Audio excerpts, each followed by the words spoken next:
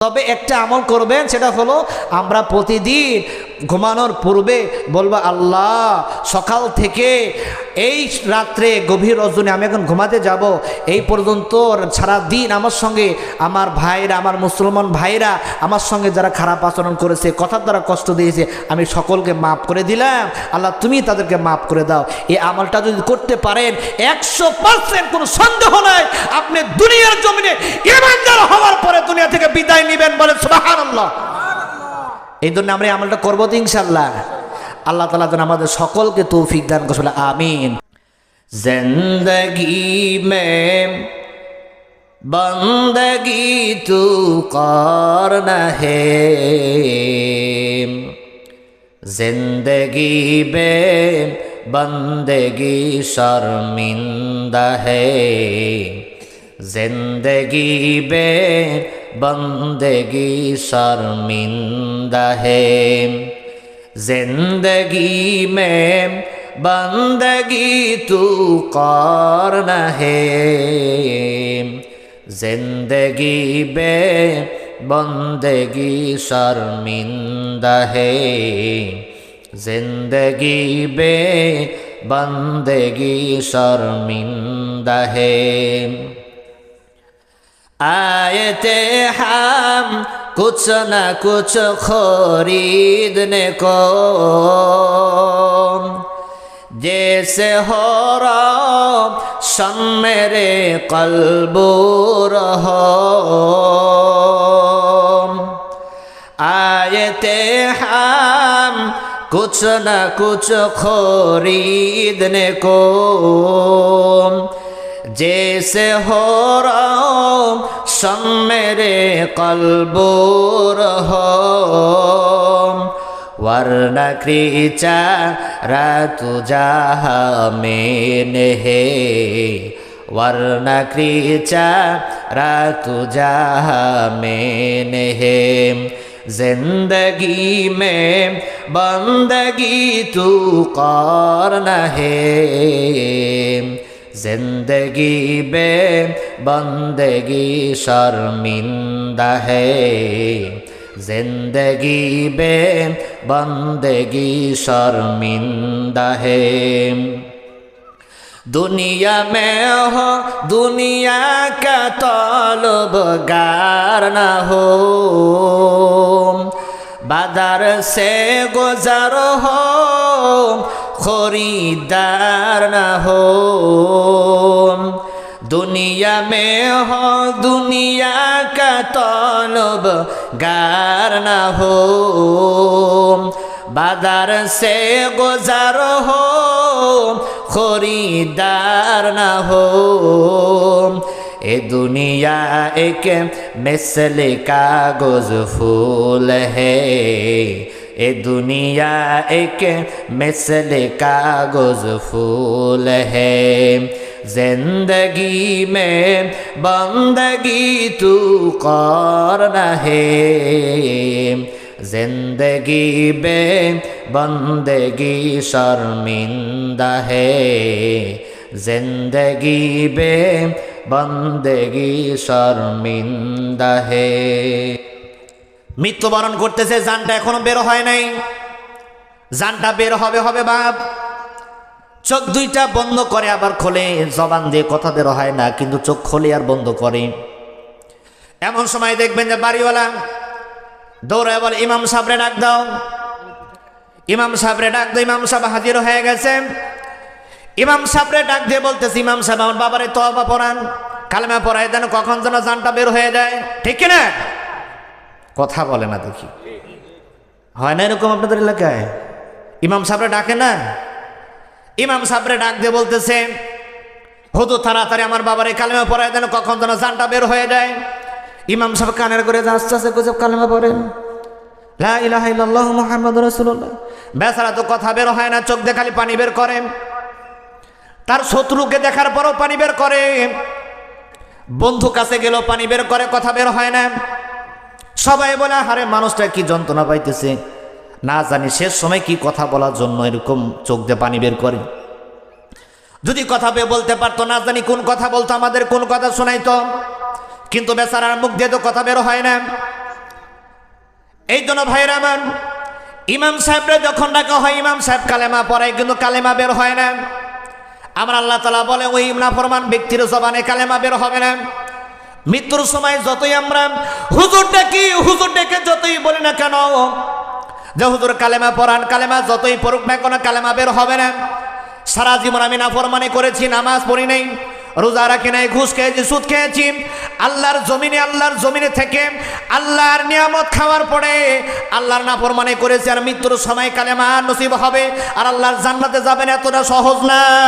আল্লাহর জান্নাতে যাওয়ার জন্য সর্বপ্রথম যেইটা দরকার, আল্লাহ তাআলা বলেন ওয়াসারিউ, দ্রুত আসো, ইলা মাগফিরাতিম মির রাব্বিকুম, তোমার রবের কাছে ক্ষমার জন্য আসো, তোমার রব তোমাকে ক্ষমা করে দিবে, কিন্তু 4 গুণে গুণান্বিত হওয়া লাগবে। এই 4টা গুণ কি? আমার আল্লাহ তাআলা আয়াতের মধ্যে বলেন ওয়া ইন্নী লাগাফফারুল লিমান তাবা, বলেন সুবহানাল্লাহ। আল্লাহ রাব্বুল আলামিন কোরআনুল কারীমের মধ্যে বলেন আমি 4 গুণে গুণান্বিত মানুষদেরকে মাফ করে দেব। ওয়া ইন্নী লাগাফফারুল লিমান তাবা, 1 নাম্বার হলো তোমাকে তওবা করা লাগবে, 1 নাম্বার তোমাকে তওবা করা লাগবে। এখন তওবা করা বলতে আমরা কি বুঝি? তওবা করা বলতে আমরা বুঝি হুজুর যখন বলবে তওবা করো তখন পড়ে নেব আস্তাগফিরুল্লাহ। কথা বলেন ঠিক কি না? আমরা তো সহজে এইটা বুঝি যে হুজুর যখন বলবে যে আস্তাগফিরুল্লাহ পড়ো, তাহলে আস্তাগফিরুল্লাহ পড়ি, গোল আল্লাহ মাফ করে দাও, তো সোজা নাকি? আল্লাহ তাআলা বলেন এমন তওবা করা লাগবে, এমন তওবা যেই তওবা করার পরে আমার জীবনের কোনো গুনাহ আমার হবে না। কেমন তওবা? হযরত মুসা আলাইহিস সালামের জামানায়, হযরত মুসা আলাইহিস সালামের জামানায় এমন গরম শুরু হয়ে গেছে, আপনারা যেই জমির উপরে বসে আছেন দেখেন মাটি ফেটে গেছে। মুসা নবীর জামানায় এমন গরম শুরু হয়ে গেছে, মুসা নবীর উম্মতেরা মুসা নবীকে যা বলতেছে, ও মুসা নবী আপনি আল্লাহর কাছে দোয়া করেন যেন আল্লাহ তাআলা গরম কমায় দেয়, এই গরম আর সহ্য হয় না। মুসা নবী তার উম্মতদেরকে নিয়ে এরকম নামাজের দাঁড়ায় গেল, নামাজ আদায় করার পরে 2 কানা হাত তুলে বলতেছে ও আল্লাহ গরম আর সহ্য হয় না, গরম আর সহ্য হয় না, আল্লাহ তুমি গরম কমায় দাও। আল্লাহ দোয়া কবুল করে না। মুসা নবী আল্লাহর কাছে রাগ করে বলে আল্লাহ তুমি দোয়া কেন কবুল করো না? এই দুনিয়ার জমিনে যত পয়গম্বর এসেছে তার মধ্যে অন্যতম পয়গম্বর মুসা, যার এমন রাগ ছিল, এত রাগান্বিত নবী ছিল। মুসা নবী রাগ করে বলে আল্লাহ আমি তোমার পয়গম্বর, আমার কিছু কতিপয় উম্মতদেরকে নিয়ে হাত তুলেছি, তুমি কেন আমার দোয়া কবুল করো না?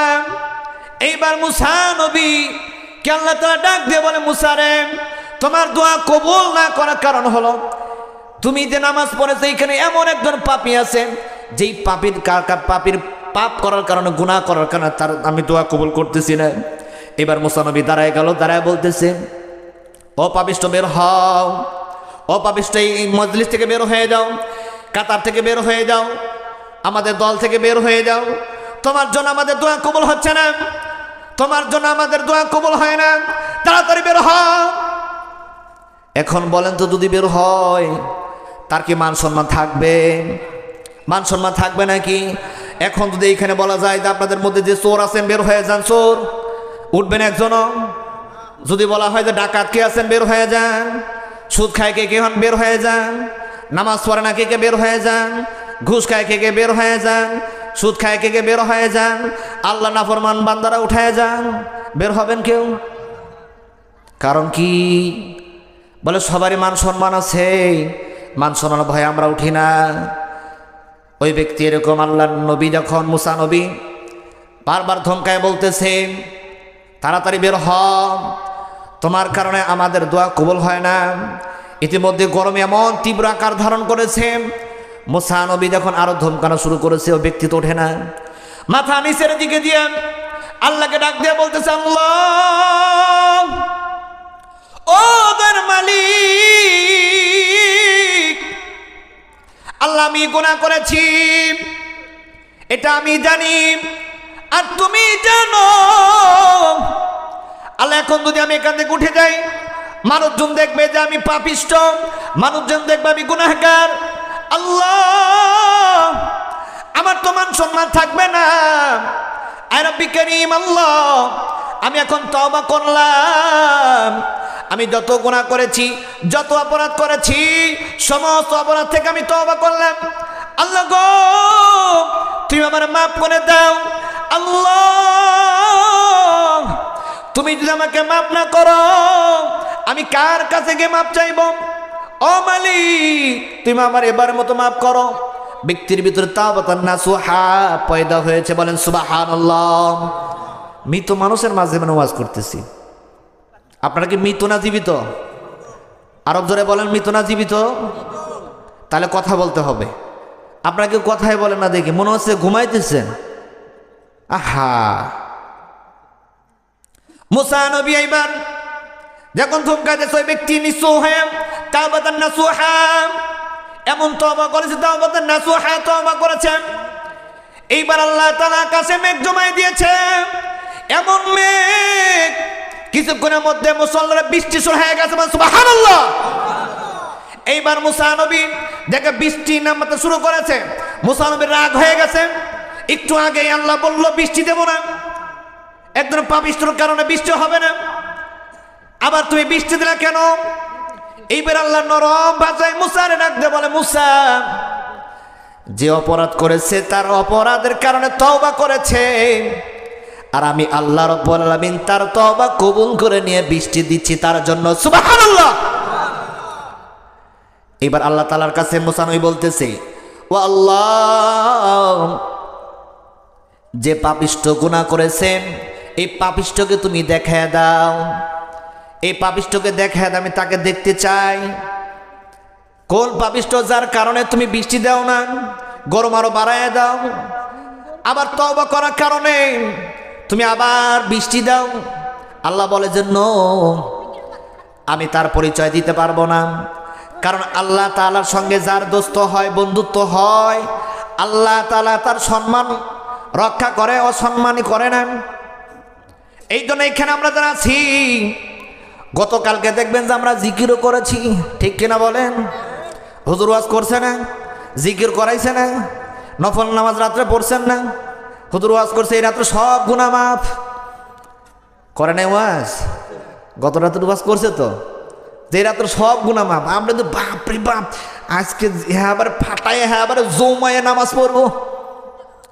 ব্যক্তিদের নামাজ পড়া শুরু করেছে, নামাজ পড়তে পড়তে কত রাকাত পড়েছে নিজের গুনাই না, মানে নিজেও জানে না কয় রাকাত নামাজ পড়েছে, ঠিক কিনা বলেন?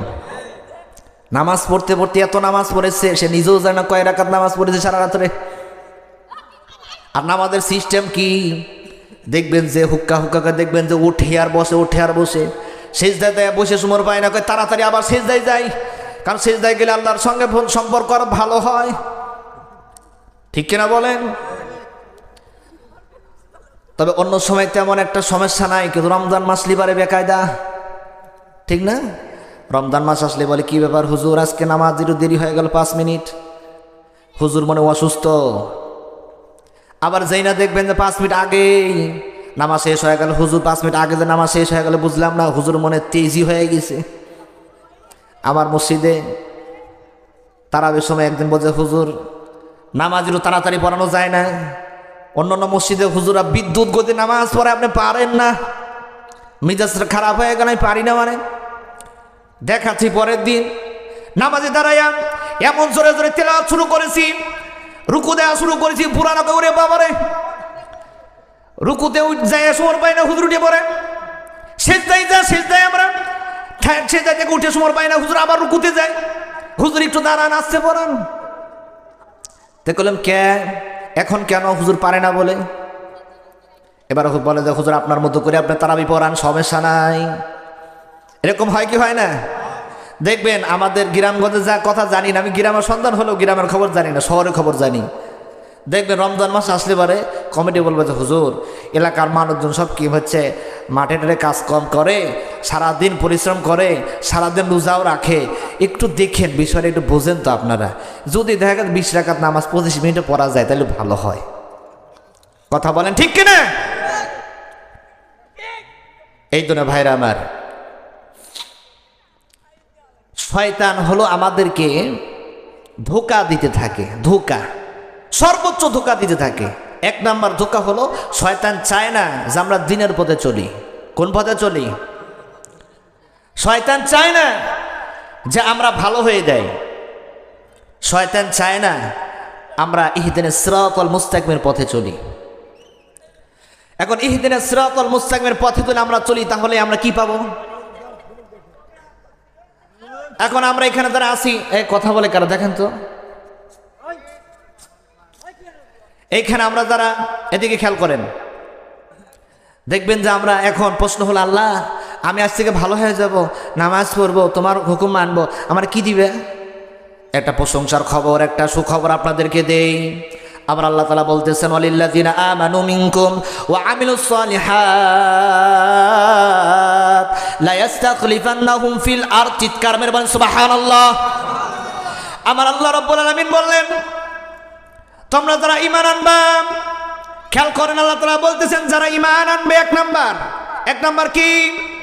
এক নাম্বার যারা ঈমান আনবে, তে ঈমান আনার শর্ত হলো তিনটা। ঈমান আনার শর্ত কয়টা? আরো জোরে বল, ঈমান আনার শর্ত কয়টা? এখন আমি যদি বলি যে লা ইলাহা ইল্লাল্লাহ মুহাম্মাদুর রাসূলুল্লাহ, এটা দ্বারা ঈমানদার প্রমাণ হয় না, এটার দ্বারা আমি মুসলমান প্রমাণ হয় না। আমি যখন বলবো লা ইলাহা ইল্লাল্লাহ মুহাম্মাদুর রাসূলুল্লাহ, এটা প্রাথমিক সময় আপনি নিবন্ধিত হলেন, মুসলমানের খাতে আপনার নামটা উঠে গেল, কিন্তু পূর্ণাঙ্গ মুসলমান এখনো হন নাই। ইমানের দাবিতে এখন আরো দুইটা শর্ত আছে। আপনি মুখে যখন বলেছেন লা ইলাহা ইল্লাল্লাহ, 2 নম্বর শর্ত হলো বলতে মুখে যেটা বলেছে এটা ভিতরে থাকা লাগবে। এটা কোথায় থাকা লাগবে বলেন? এখন ধরেন যে আমাদের ভিতরে কেমনে আসে না এটা বুঝবো কেমনে? এখন দেখবেন যে ভোটের সময়, সামনেই তো ভোট, দেখবেন যে সবাই যায়, দেখবেন যে বিএনপি বোঝে না, জামাত বোঝে না, সবার কাছে যা বলে যে ভাই ভোটটা ধানা শীষ দিয়ে, একটু 5 মিনিট পরে যা বলে যে ভাই ভোটটা দাঁড়িপাল্লায় দিয়ে, ও 2 জন নেই বলে যে ভাই আপনারাই দেব। ঠিক কিনা বলেন? ও 2 জন নেই খুশি করার জন্য বলে যে আপনারাই দেব, কিন্তু এর মধ্যে দিয়ে দেখবেন যে একজন যা বলে ভাই চা খান, বিড়ি খান, এই দেখ চাচা দেখ বিড়ি খায় কোনটা, কয় চাচার বেনসন দে, চা বলে বেনসন লাগবে না, চা দেওয়া আগে, এই চাচার চা দিস না আগে বিস্কুট দে। এইবার দেখবেন যে যাওয়ার পর আরেকজন আইছে, কেবল গায়ে মুখ টুক মুইছে, আবার বলতেছে চাচা বলছে পাইছে আর একটা। এবার বলে কি ব্যাপার বাবারা, তোমরা কিছু জন আইছো, কি খবর, তোমাদের কার্যক্রম কেমন চলতেছে? বলে আলহামদুলিল্লাহ খুবই ভালো। এবার দেখবেন আড়ালে যায়, ও দেখবেন যে 2 জনেরই খায় আর 2 জনেরই মন জোগায়, কিন্তু কোনোভাবে দলে বুঝতে পারে এই বেটা কিন্তু আজ আমার দলে না অন্য দলে, তাহলে কি করবে? বলে দল আগে জিতে লিখ। এরপরে দেখবেন যে দল দিতে গেছেন, এইবার বেচারা তো দেখবেন যে কাগজে সই করা লাগবে। এইবার যেই না চাচা হাজির হয়ে গেল, চাচা কাগজের সই দেন গো। এইবার বলে যে চাচা কালকে আইসো, কথা বলেন ঠিক না ভাই? ঠিক। এইবার কালকে যাওয়ার পরে চাচা আমি তো মহাব্যস্ত, তুমি পরশু আইসো। দেখবেন এরকম ভাবে ঘোরায় কি ঘোরায় না। এই ঘোরানোর কারণ হলো আপনি নিজে এই সিস্টেমটা তৈরি করেছেন। এই জন্য আল্লাহ তাআলা বললেন, ওয়ালিল্লাযিনা আমানু মিনকুম ওয়া আমিলুস সালিহাত, তোমরা ইমানদারদেরকে পছন্দ করো, নিজেও ইমানদার হও। তুমি নিজে ইমানদার হও। তুমি যদি ইমানদার হও, 2 নাম্বার নেক কাজ করো, নেক কাজ, বেশি বেশি নেক কাজ করো। নেক কাজ করলে কি হবে? আমি ওয়াদা দিয়ে বললাম, আমি তোমাদেরকে দুনিয়ার ক্ষমতা দেব। বলেন সুবহানাল্লাহ। আর বলেন সুবহানাল্লাহ। ক্ষমতা চান না? ক্ষমতা চায় না, গ্রামের মানুষ চায় না। আমার বন্ধুগণ, আমার ভাই বোনেরা, আল্লাহ তাআলা বলতেছেন আমি তাদেরকে ক্ষমতা দেব, যাদেরকে দেওয়ার পরে আমার দ্বীন কায়েম হবে, যাদেরকে দেওয়ার পরে ইসলাম কায়েম হবে। এখন ভাইরা আমার, এখন অনেকে মনে করে যে হুজুর দ্বীন কায়েম হবে কি দিয়ে? সবাই তো বাটপার দিয়ে ভরা। দেখবেন যে একদল নামাজ নাই, রোজা নাই, গায়ের মধ্যে পাঞ্জাবি পরে, মাথায় টুপি দিয়ে, জীবনে যে মানুষ পাঞ্জাবি পরে না, টুপি মাথায় দেয় না, ওই মানুষও দেখবেন যে পাঞ্জাবি পরে টুপি মাথায় দিয়া, দেখবেন যেখানে পাবে বুকে জড়ায় নেয়, ময়লা দেখে না, কেদা দেখে না, বুকের মধ্যে জড়ায় নাই। কিসের জন্য? ভালোবাসার জন্য, ঠিক কিনা বলেন? কিন্তু আল্লাহ তাআলা বলতেছে ওই টুপি দেখে আর তুমি গায়ের পাঞ্জাবি দেখে তুমি ভুলে যাইও না। তুমি দেখো ওই ব্যক্তির মধ্যে নেক আমল আছে নাকি, তার মধ্যে ঈমান আছে নাকি। আর ঈমানের শর্ত হলো কয়টা? কথা বলেন না কেন? কথা বুঝতেছেন আমার? ঈমানের শর্ত হলো কয়টা? 1 নাম্বার কালেমা পড়া লাগবে, কালেমা ভিতরে থাকা লাগবে। আর 3 নাম্বার হলো এই কালেমা বাস্তবায়ন করা লাগবে। আর বাস্তবায়ন কি? বাস্তবায়ন নামাজ পড়া লাগবে, রোজা রাখা লাগবে, হজ করা লাগবে, যাকাত দিতে হবে, রমজান মাসে ভালো ভালো কাজ করা লাগবে, দান সদকা করা লাগবে, মিথ্যা বলা যাবে না, খারাপ দেখা যাবে না, খারাপ শোনা যাবে না, নেক কাজ করা লাগবে। অর্থাৎ কোরআনুল শরীফের মধ্যে A to Z সব কথাগুলো আমাকে মেনে চলতে হবে। এখন ওই মানুষ যদি ইমানের দাবিতে সব কাজ করে নেক আমল করেন, ওই ব্যক্তিকে আল্লাহ তাআলা বলতেছেন তোমার জন্য সুখবর, আমি তোমাকে দুনিয়ার ক্ষমতা দেব। শুধু দুনিয়ার ক্ষমতা দেব না, এই দুনিয়ার ক্ষমতা দেওয়াতে আমি দুনিয়ার সমস্ত মানুষদের মধ্যে কল্যাণ বিরাজ করায় দেবেন। সুবহানাল্লাহ। আমরা অনেক সময় শান্তি খুঁজি, শান্তি ঠিক না, বলে দেশে শান্তি নাই, নিরাপত্তা নাই। আমি আল্লাহ তাআলা নিরাপত্তা দেব। তুমি যদি ইমানদার হও আর নেক কাজ করো, আমি তোমাদেরকে নিরাপত্তা দেব। এখন অনেকে বলতে পারে হুজুর, বাংলাদেশের মধ্যে সুপরিচিত একজন মুখ উসমান হাদি তো অনেক ভালো মানুষ ছিল, এ কেন মারা গেল? কথা বলেন ঠিক না? ঠিক। একে গুলি করা হলো, কিন্তু এখনো এর আসামি ধরা পড়লো না। কিন্তু এত ভালো মানুষ ছিল, নেক কাজ করতো, নামাজ পড়তো, জুম্মার নামাজ পড়ে বের হইতেছিল, রাস্তার মধ্যে গুলি করে হত্যা করে ফেললো।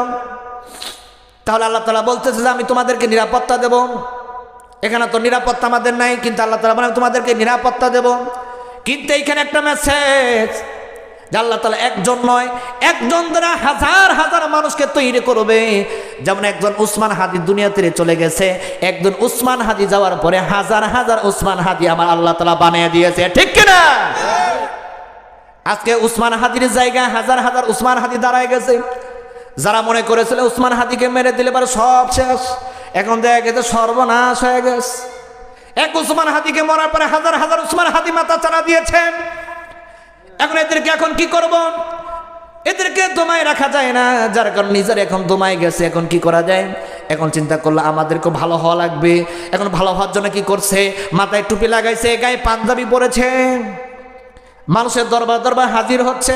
এই জন্য মুসলমান তোমাদেরকে বলে যাই, তুমি যতই খারাপ কাজ করো না কেন, যদি একবার দুই বল আল্লাহ আমি তোমার কাছে ক্ষমা চাই, আল্লাহ তোমাকে মাফ করে দাও। আল্লাহ বলে আমার নাম গফফার, আমার নাম সাত্তার, আমার কাছে যদি কেউ ক্ষমা চাই আমি সঙ্গে সঙ্গে তাদেরকে ক্ষমা করে দেই। বলে সুবহানাল্লাহ। যখন আমার কোনো বান্দা আমার কাছে ক্ষমা চায়, আমি সঙ্গে সঙ্গে তার দোয়াকে কবুল করে তাকে মাফ করে দিই। কিন্তু এই যে আমি তোমাকে মাফ করে দিলাম, এখন ধরো যে তুমি নেক কাজ করে করে একদম ভরপুর করে ফেলাইলা, এত নেক কাজ করেছো, এত ভালো কাজ করেছ, মৃত্যুর সময় চলে আসলো, তুমি মারা গেলে কবরের মধ্যে চলে গেলা। এখন কবরের মধ্যে 3টা প্রশ্ন করা হলো, রবের পরিচয় দাও, দিনের পরিচয় দাও, তোমার নবীর পরিচয় দাও। এখন চিন্তা করলে যে আমি তো অনেক আমল করেছি, এখন আমার জন্য এখন হিসাব সহজ হয়ে যাবে, আমার জন্য হিসাব অনেক সহজ হয়ে যাবে। কিন্তু দেখা গেল আমার হিসাব এত কঠিন হয়ে গেছে। ফেরেশতারা বলতেছে আহারে এত গুনাহগার, এত বড় গুনাহগার কবরের মধ্যে আছে। আপনি এখন প্রশ্ন করবেন আল্লাহ আমি তো ভালো হয়ে গেছিলাম, আল্লাহ আমি ভালো হয়ে গেছিলাম, কিন্তু আমার এত গুনাহ তো আমি করি নাই, আমি তো তওবা করেছি, তওবা করার পরে তো আমি কোনো গুনাহ করি নাই, তারপরেও কেন আমার আমল নামে এত গুনাহ? এবার আল্লাহ তাআলা বলবেন যে তুমি গুনাহ করো নাই, কিন্তু তুমি ভালো কাজ করেছ, এটার যা তুমি পেয়েছ। কিন্তু তুমি যখন তোমার কাছে একজন এসেছিল যে তুমি ভোটটা ভাই দিও, তুমি সিলটা মেরেছ, ওই ব্যক্তিরা চাউল চুরি করছে, ডাল চুরি করছে, তেল চুরি করছে, যা চুরি করেছে সব কিছু গুনাহ সে একা পায় নাই, এর অর্ধেক গুনাহ তোমার আমল নামায় চলে এসেছে, ঠিক কিনা? বলে অসহায় মানুষের যা মারবে সব গুনাহগার তোমারও হওয়া লাগবে। এই জন্য আল্লাহ তাআলা বলছেন কুনু মা সাদিকিন, যারা সত্যবাদী, সাদিকিন ভালো মানুষ, ইমানদার, মুত্তাকি তাদের সঙ্গে চলতে হবে, তাদের সঙ্গে উঠতে হবে, বসতে হবে। কিন্তু আমাদের বন্ধু কারা? দেখা গেছে যার একটু ক্ষমতা আছে, ফোন দেওয়া মাত্র দেখবেন যে মোটর সাইকেল নিয়ে 10 জন হাজির। চিন্তা করে এর যদি জুতা টানতে পারে তাও দুনিয়াতে লাভ আছে। কথা বলেন ঠিক না বা ঠিক? ও মনে করে দুনিয়ার জমিনে এইটা করলে পারে আমার লাভ আছে না। আল্লাহ রাব্বুল আলামিন বললেন, এই দুনিয়ার জমিনে তুমি যেইটা চাও সব আমি দিয়ে দেব। এই ঘোষণা আল্লাহ তাআলা বললেন যে তুমি বেশি বেশি বেশি বেশি নেক আমল করো। তুমি বেশি বেশি নেক আমল করলে আল্লাহ তাআলা তোমাকে দুনিয়ার ক্ষমতা দিবে। এখন আমরা সবাই যদি বেশি বেশি নেক আমল করি তাহলে দেখবেন যে ভালো মন্দের তফাৎ কিন্তু আপনি বুঝতে পারবেন, ঠিক কিনা? আপনি যদি ভালো মন্দ তফাৎ বুঝে ফেলেন তাহলে কিন্তু আমরা দেখবেন যে ভালোকে খারাপকে আমাদের মাঝ থেকে দেখবেন যে ভালোটা মাথা চাড়া দিয়ে উঠবে। যখন ভালোটা আমাদের মাঝে মাথা চাড়া দিয়ে উঠবে তখন কিন্তু আমাদের সমাজ আস্তে আস্তে ভালো কাজ করা শুরু হয়ে যাবে। তখন মন্দটা দাবায় পড়বে। তখন আমরা যত ভালো কাজ করতে থাকবো, আমরা যত ভালো কাজ করতে থাকবো তখন আমাদের পরিবারের মধ্যে, নিজের মধ্যে, সমাজের মধ্যে পরিবর্তন আসবে। গুনাহ করার সুযোগ আমাদের মধ্যে আসবে না। এই জন্য ভাইরা আমার, আল্লাহ তাআলা বলতেছেন, ইয়া আইয়ুহাল্লাযিনা আমানুত্তাকুল্লাহ হাক্কা তুকাতিহি ওয়া লা তামুতুন্না ইল্লা ওয়া আনতুম মুসলিমুন। বলেন সুবহানাল্লাহ। আল্লাহ তাআলা বলতেছেন, ইমানদারদেরকে ডাক দিতেছেন, ডাক দিয়ে বলতেছেন, ইমানদারেরা আল্লাহকে ভয় করো, ভয় করার মতো ভয় করো। কেমন ভয় করো? ইতিপূর্বে মুসা নবীর ঘটনা শোনাইছে না? কেমন ভয় করা লাগবে, কেমনে মাপ চাওয়া লাগবে, এমন ভয় করা লাগবে। আল্লাহ তাআলা বলতেছেন, ওয়ালা তামুতুন্না ইল্লা ওয়া আনতুম মুসলিমুন। যতক্ষণ পর্যন্ত মুসলমান না হইবা ততক্ষণ পর্যন্ত কবরে আসিও না। এখন কথা হলো মুসলমান কারা, এটা জানার দরকার আছে না নাই? এখন মুসলমান মানে 5 ওয়াক্ত নামাজ পড়া, মুসলমান না মানে হচ্ছে রমজান মাসে রোজা রাখা, মুসলমান মানেই হলো হজ করা, মুসলমান মানেই হলো দান সদকা করা। এটার বাইরে তার কিছু জানা নাই। কিন্তু আমার নবী যে হাদিস শরীফের মধ্যে বলেন, আল মুসলিমান সালিম আল মুসলিমুনা মিন লিসানিহি ওয়া ইয়াদিহি। বলেন সুবহানাল্লাহ। ঘুমাইতেছেন নাকি? চোখে ঘুম দেখতেছি, ঘুম পারেন? এরকম ওয়াজ করা বদল ঘুম পারেন, তাহলে আর কি ওয়াজ শোনাবো আপনাকে? আল্লাহ নবী বলতেছেন যে মুসলমান হলো তারা, আল মুসলিমান সালিম আল মুসলিমুনা মিন লিসানিহি ওয়া ইয়াদিহি, যারা হাত এবং জবান দ্বারা অপর মুসলমান নিরাপদ। এখন এই দুইটা জিনিসকে আমাদের দ্বারা কি নিরাপদ? দেখবেন যে আমরা দেখবেন যে হাতের দ্বারা মানুষকে মার দেই, কথার দ্বারা কষ্ট দেই। হাদিসের মধ্যে আছে, মুসলমান যদি হতে চাও, খালি মুসলমান যদি হতে চাও, জবান দ্বারা মুসলমানকে কষ্ট দেওয়া যাবে না। আলহামদুলিল্লাহ আমরা জবান দ্বারা কাউরে কষ্ট দেই না, আলহামদুলিল্লাহ, ঠিক কিনা? আমরা কাউকে গালি দেই না, কষ্ট দেই না, হাত দ্বারা কাউরে মারি না। মারি আমরা? জবান দ্বারা কাউরে কষ্ট দেই? যা দিয়েছেন আসছে না, তওবা করে নেবেন, ঠিক আছে? যদি খাঁটি মুসলমান হতে চান তাহলে অবশ্যই তওবা করতে হবে। আল্লাহ তাআলা বলতেছেন, আল্লাহ নবী বলতেছেন যে তোমাদের হাত দ্বারা কাউরে কষ্ট দিবা না, জবান দ্বারা কাউরে কষ্ট দিবা না। এখন আমরা হাত দ্বারা জবান দ্বারা কেমনে কষ্ট দেয়, দেখবেন যে কষ্টের মাত্রাটা কেমন। দেখবেন হয়তোবা আপনি কাউরে মারছেন, হয়তোবা রাগান্বিত একটা থাপ্পড় মারছেন, ও হয়তোবা একটু দেখবেন যে শরীরগতভাবে একটু দুর্বল। এখনও দেখবেন যে গাম দেখবেন শক্তি দিয়ে পারেন, মুখে বলতেছে আজকে তুই মারলে তোকে দেখে নেব। আজকে না 1 সপ্তাহ পর না হোক, যদি এটা 1 বছর পরেও হয়, আমি যদি এক বাপের সন্তান হয়ে থাকি, আমি যদি এক বাপের সন্তান হই, 5 বছর পরে হোক আর 10 বছর পরে হোক প্রতিষ্ঠান নিয়ে ছাড়বো, ঠিক কিনা? এরকম হয় কি হয় না? কিন্তু আল্লাহ নবী বলতেছেন, তোমরা কি জান্নাতে যেতে চাও নাকি? তোমরা যদি জান্নাতে যেতে চাও তাহলে তোমাদের জন্য এমন একটা আমলের কথা আমি বলবো, যে আমলটা করলে তুমি জান্নাতে চলে যাইবা। যেমন গত রাত্রে লাইলাতুল বারাত গিয়েছে, দেখবেন হুজুররা আমাদেরকে আলোচনা শোনাইছে যে এই রাত্রে 2 শ্রেণীর মানুষ ছাড়া সকলকে আল্লাহ তাআলা মাফ করে দিয়েছে। বলেন সুবহানাল্লাহ। এই 2 শ্রেণীর লোক যাদেরকে মাফ করে নাই, এদের কথা কি আপনারা জানেন? আস্তাগফিরুল্লাহ। আপনারা জানেন না, তার মানে এই আলোচনা করে নাই নাকি? দুই শ্রেণীর মানুষকে আল্লাহ তাআলা মাফ করবেন না। এক নাম্বার হলো যারা মুশরিক। এক নাম্বার কি? মুশরিক। আর মুশরিক কারা? মুশরিক হলো যারা আল্লাহর মতো কেউ আছে এইটা মনে করা। এটা উদাহরণ দিলে পারে দেখবেন, আমরা অনেক সময় বলি যদি এই ব্যবসাটা না থাকতো আমি ধ্বংস হয়ে যাইতাম। আমার কাছে একজন পায় 40, একজন পায় 1 লাখ, একজন পায় 2 লাখ। এই ব্যবসায় যদি লাভ না করতে পারতাম তাহলে তো আমি ধ্বংস হয়ে যাইতাম। এরকম বলে কি বলে না? আমাদেরকে খাওয়ানোর মালিক কে? জোরে বলেন, খাওয়ানোর মালিক কে? আমাদের পড়ানোর মালিক কে? আমাদেরকে সব কিছু দেওয়ানেওয়ালার মালিক কে? যিনি খাওয়ায় তিনিই পড়ায়। আমাদেরকে ব্যবসা খাওয়ায় না, চাকরি খাওয়ায় না, ফসল খাওয়ায় না। আল্লাহ যদি বলে যে জমিন তুমি কৃপণতা শুরু করে দাও, আসমান তুমি কৃপণ হয়ে যাও, আসমান থেকে বৃষ্টি ঝরবে না, জমিন থেকে ফসল উঠবে না।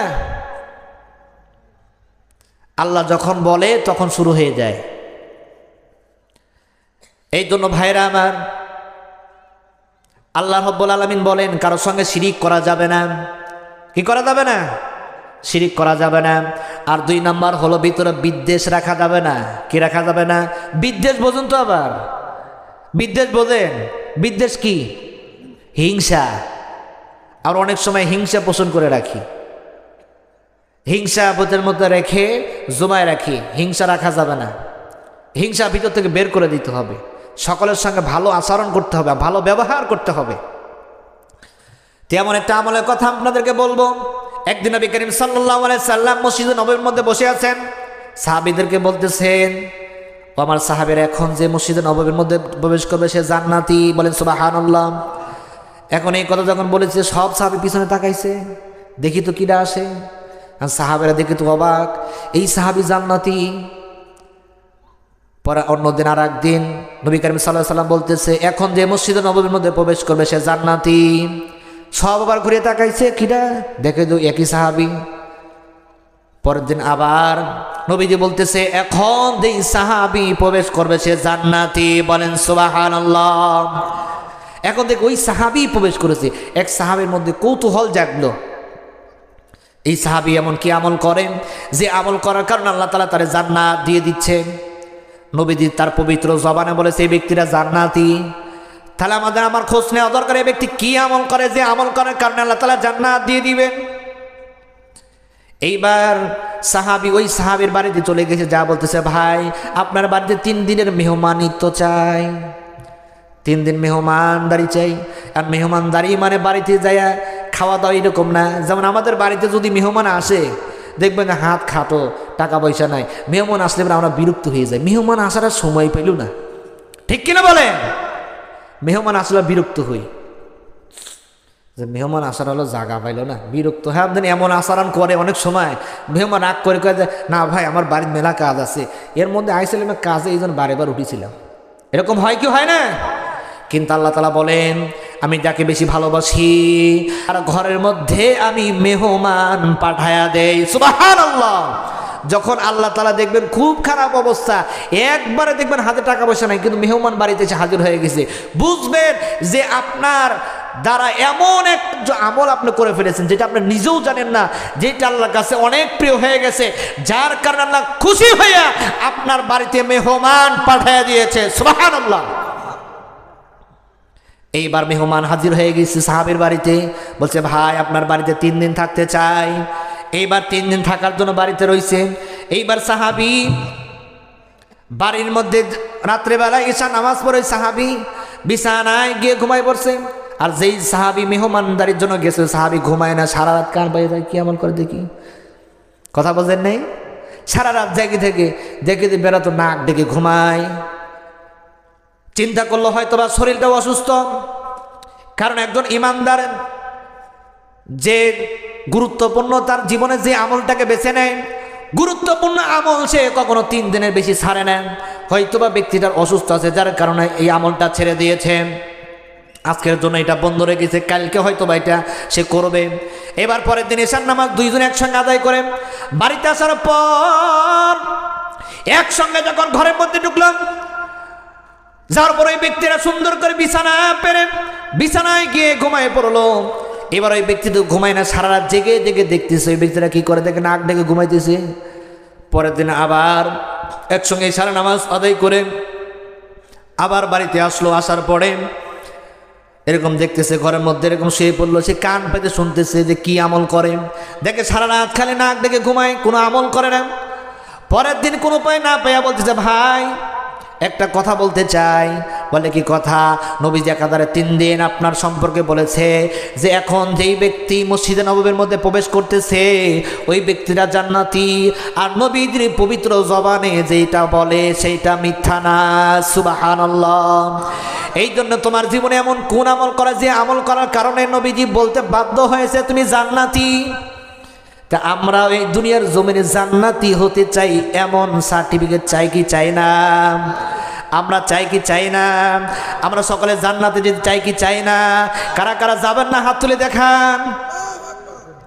কথা বোঝে নাই।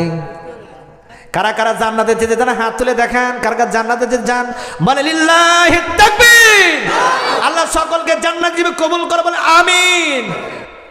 তো গভীর মনোযোগ দিয়ে শুনবেন।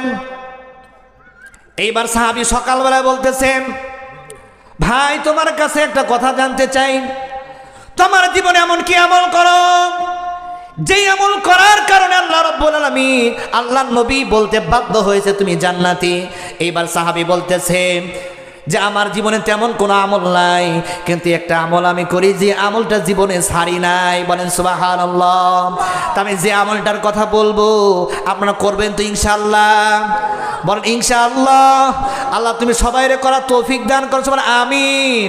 আমার বন্ধুগণ, এইবার সাহাবী ডাক দিয়ে বলতেছে, ভাই যে আমলটা করি সেই আমলটা হলো আমি সারাদিন সকালবেলা ফজর নামাজ পড়ে সকাল থেকে এশা পর্যন্ত আমি যাদের সঙ্গে কথা বলি, আমি যাদের সঙ্গে ওঠা বসা করি, এই ব্যক্তিদের সঙ্গে ওঠা বসা কথাবার্তায় যদি কেউ আমাকে কষ্ট দেয়, আমার ভিতরে, কারণ মানুষ যখন কথার দ্বারা কষ্ট দেয় এইটা বন্ধুদের থেকেও বেশি আঘাত করে। কথা বলেন ঠিক না ঠিক? আমার বন্ধুগণ, এই বলবো সারাদিন আমি যাদের সঙ্গে কথা বলে উঠা বসা করি, কোনো ব্যক্তি আমাকে কষ্ট দেয়, আমি এশার নামাজ পড়ে আমি ঘরের মধ্যে এসে বিছানায় শোয়ার পূর্বে আল্লাহকে ডাক দিয়ে বলে, আল্লাহ ফজর নামাজ পড়তে শুরু করে এশা পর্যন্ত আল্লাহ তোমার যেই যেই বান্দাগুলি আমার সঙ্গে খারাপ আচরণ করেছে আল্লাহ গো, আমি আমার মন থেকে সকলের জন্য এই কষ্টটা বের করে দিলাম, আমি সকলকে মাফ করে দিলাম। আল্লাহ তুমি তাদেরকে মাফ করে দাও। বলেন সুবহানাল্লাহ।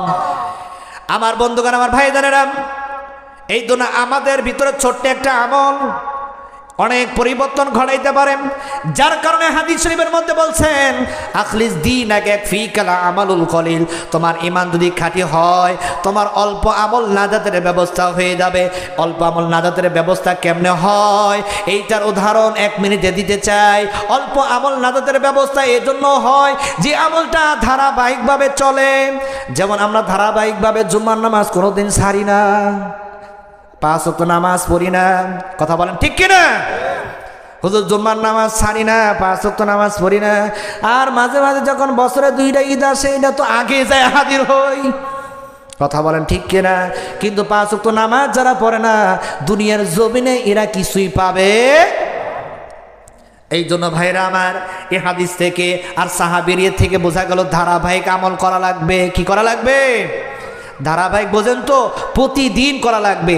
তবে একটা আমল করবেন, সেটা হলো আমরা প্রতিদিন ঘুমানোর পূর্বে বলবো আল্লাহ সকাল থেকে এই রাত্রে গভীর রজনী আমি এখন ঘুমাতে যাব, এই পর্যন্ত সারাদিন আমার সঙ্গে আমার ভাইরা, আমার মুসলমান ভাইরা আমার সঙ্গে যারা খারাপ আচরণ করেছে, কথার দ্বারা কষ্ট দিয়েছে, আমি সকলকে মাফ করে দিলাম, আল্লাহ তুমি তাদেরকে মাফ করে দাও। এই আমলটা যদি করতে পারেন 100% কোনো সন্দেহ নাই আপনি দুনিয়ার জমিনে